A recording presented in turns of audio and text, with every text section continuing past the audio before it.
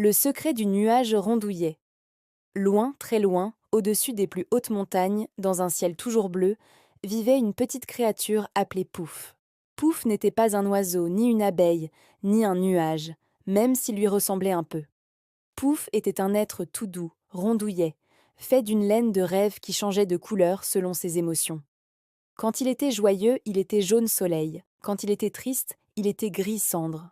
Le rêve de Pouf était grand, immense. Il voulait descendre et toucher le lagon scintillant, un lac légendaire dont on disait que l'eau brillait comme des 1000 étoiles. Mais Pouf avait un gros problème. Pouf était trop léger.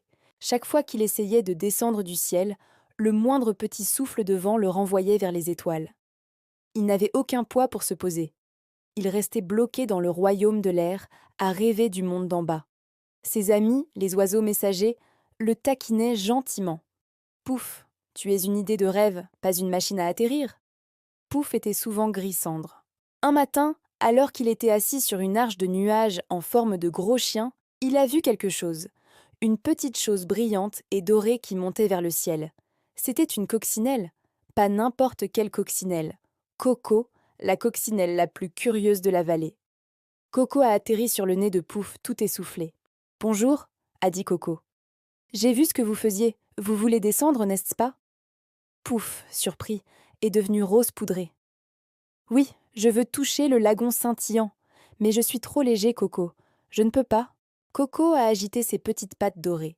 « J'ai un secret. Moi, je voulais aller dans le ciel, mais je suis trop lourde. Le vent ne me soulève pas assez. Et je dois trouver le trèfle à 5 feuilles, le seul qui pousse sur le mont des rêves, tout en haut du ciel. » Pouf et Coco se sont regardés.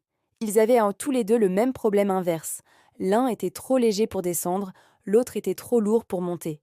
C'est Coco qui a eu l'idée la plus folle. « Si nous ne pouvons ni monter ni descendre seuls, faisons-le ensemble. » Pouf a trouvé l'idée géniale. Mais comment ? « Toi, Pouf, tu es une petite montgolfière merveilleuse, » a expliqué Coco. « Et moi, Coco, je suis ton ancre, ton petit pois. » Ils ont passé des heures à s'entraîner. Coco s'accrochait aux petites fibres de la laine de rêve de Pouf.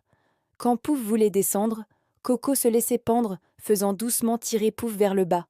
Quand Pouf devait monter pour éviter une branche, Coco s'agrippait, se faisant toute petite. Le moment du départ est arrivé.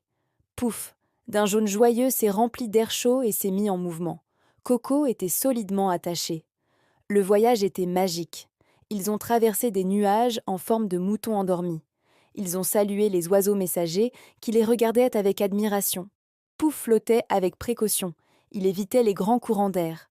Coco, de son côté, était les yeux de Pouf, lui criant « Attention, Pouf, grosse feuille à droite !»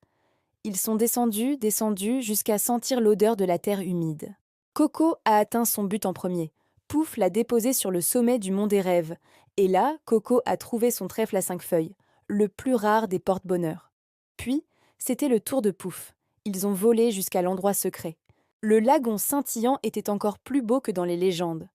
L'eau était si claire et si calme qu'elle attrapait les étoiles du ciel et les faisait scintiller sur terre. Pouf a eu le courage de se poser. Grâce au petit pois de Coco, Pouf a finalement atterri doucement, pouf, juste au bord du lac. Il a tendu un petit bout de sa laine de rêve et a touché l'eau. L'eau, en rencontrant la laine de rêve, est devenue encore plus scintillante. Pouf a senti une immense joie. Il avait réalisé son rêve. Pouf et Coco ont compris ce jour-là. Ils avaient besoin l'un de l'autre. Le trop léger avait besoin du trop lourd. Le trop lourd avait besoin du trop léger.